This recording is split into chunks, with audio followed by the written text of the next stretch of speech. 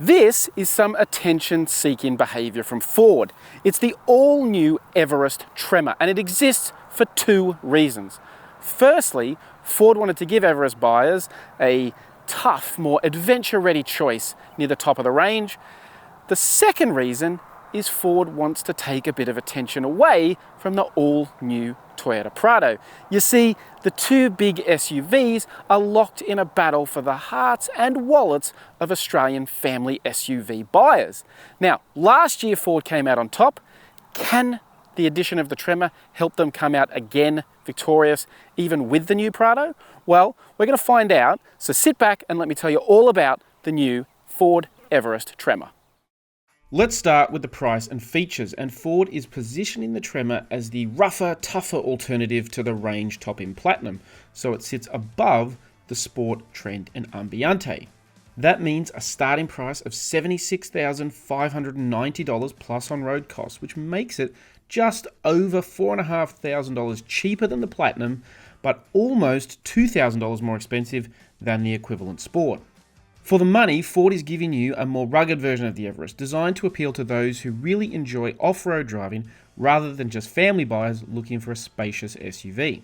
That's why it comes with the 3-litre V6 turbo diesel engine as standard, along with a revised suspension package that includes Bilstein dampers and new springs, as well as new all-terrain tyres on 17-inch alloy wheels, plus a steel bash plate under the front end.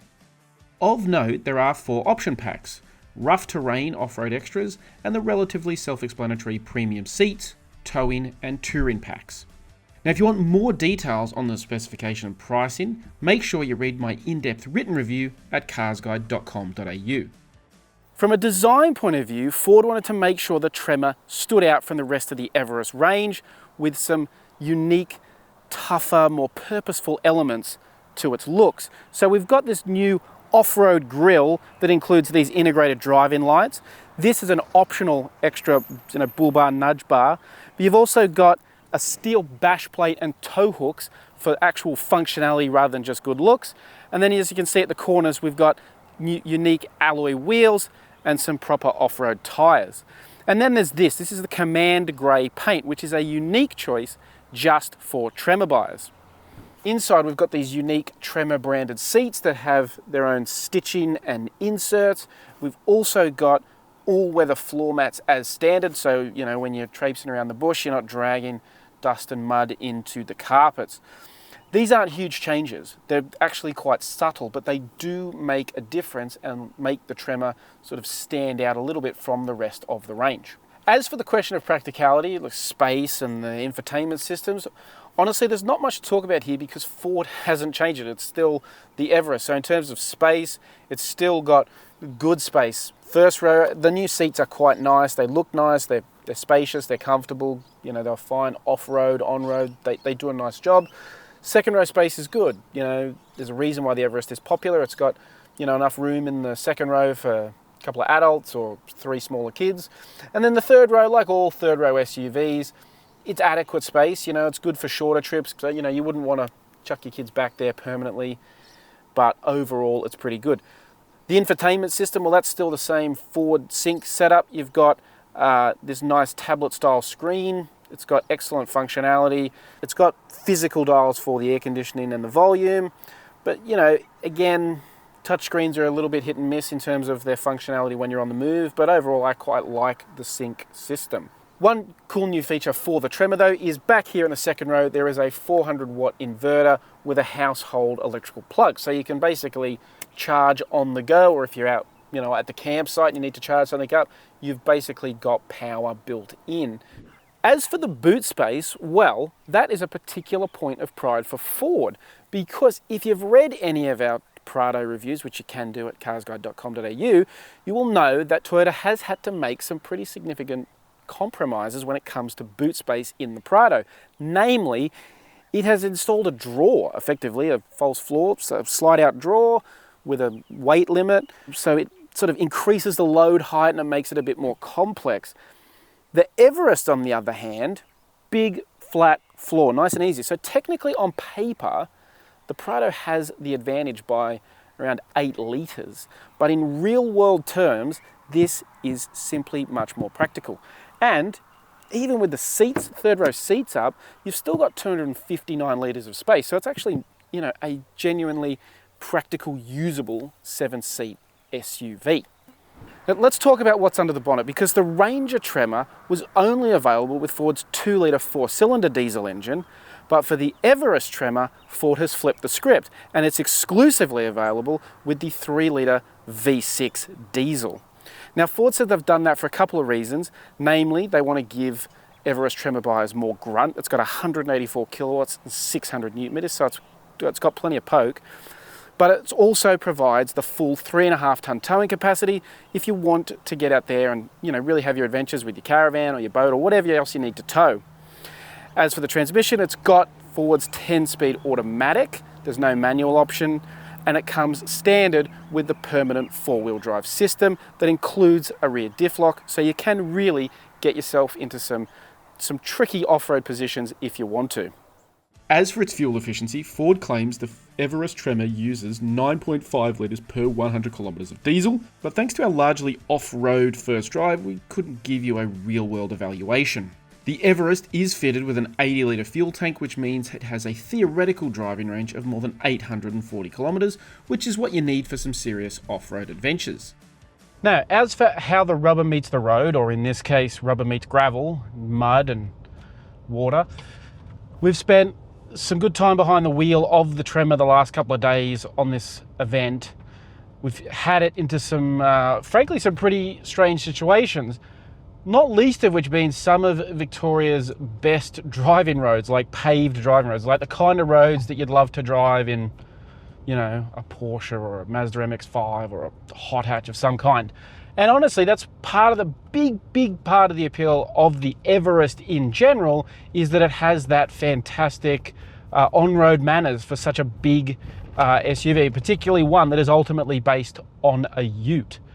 But the reality is, if you're going to buy the Tremor, you need to go off-road. That's the sort of purpose of it. It's designed to be genuinely more capable. And like I say, we've put it into some pretty, tricky positions, some really big ruts, wet, muddy ruts, climbing over rocks, down some bumpy trails. And it's been, frankly, fantastic. It has got immense capability off-road, and that's what Ford is trying to offer, is something a bit more capable in the Everest range.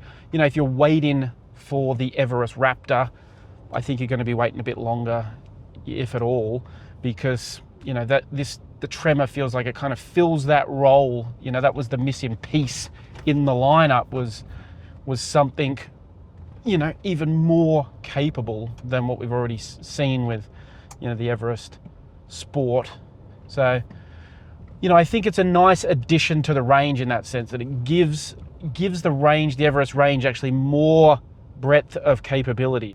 The permanent all-wheel drive system does a good job. You've got the lock-in diff if you get yourself into, a really tricky spot.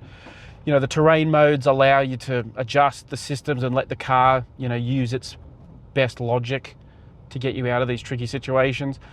And the V6 is just a fantastic engine. It's got really smooth, linear pull-in power. So when you're trying to navigate tricky off-road conditions, you've got, plenty of torque, and it just pulls you out really smoothly.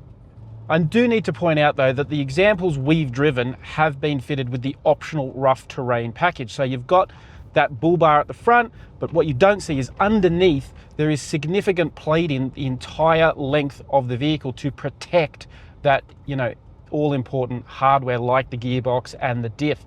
So we've been able to really take some very deep ruts. You can really feel the Everest even bottoming out on some of this stuff. So we've had other examples of the Everest. We've had some Sport and a Platinum on this range with off-road tyres, and they have done a lot of what the Tremor can do. There's no doubt the Everest is, fundamentally, the range is an incredibly capable range of SUVs, but the Tremor can just go that little bit further. So if what you're looking for is purely a family SUV, and you're going to spend, 90% of your time, or around town and just doing the school runs or any of that sort of stuff, then the other models in the range are fine.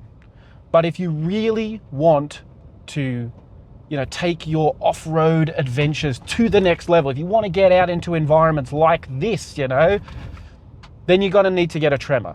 This has got that extra capability. And like I say, if you do get it, you need to make sure you head out to somewhere like this. Otherwise, you're missing out on a lot of fun. In terms of safety, the Everest Tremor comes with all the usual active elements you should expect in this day and age, including forward collision alert, lane keeping assist, reverse brake assist, and so on. Importantly, in case you can't avoid an accident, the Everest is equipped with 9 airbags, including a full-length curtain airbag that extends to the third row. As for its safety rating, well, things aren't as particularly clear-cut thanks to ANCAP's regular shifting of the goalposts. The Everest was awarded 5 stars from ANCAP, but did so based on the physical crash testing of the Ranger Ute, as the two models have the same basic crash structure. However, it must be noted that this 5-star ANCAP rating was awarded back in 2022, which is prior to the latest crash testing protocols being introduced by ANCAP in 2023, which are much stricter in several areas. So there is no clarity over how the Everest would perform if tested today. So it makes comparison between the Everest and the new Prado difficult on the ANCAP safety front. Ford is offering a prepaid service plan to cover the first 5 years or 75,000 kilometres worth of servicing across the Everest range, and that obviously applies to the Tremor. So this costs $1,516, which averages out to just over $300 per year, but it is worth noting that prepaying locks in that price when you buy the car, which is important because Ford has increased prices in recent years. So, what's the verdict? Is the Everest Tremor a worthy addition to the range, or is it just an attention seeker to distract potential Prado owners? Not surprisingly, given the Everest's enormous popularity, there is no question this is a worthy and very welcome addition to the range. In many respects, this is the Everest version of the Raptor with the V6 engine, albeit a diesel, and enhanced off-road performance. But it's also a great addition in its own right, and it's clear from the sales shift in the large SUV market that Australian buyers want both space for the family as well as the ability to head off-road for any adventures that they feel like. And so the Tremor delivers in that department, and at the same time expands the breadth of the Everest lineup, adding something different rather than just something new. And that should attract plenty of attention. So if you want to know more about the Everest Tremor, make sure you read my in-depth written review at carsguide.com.au.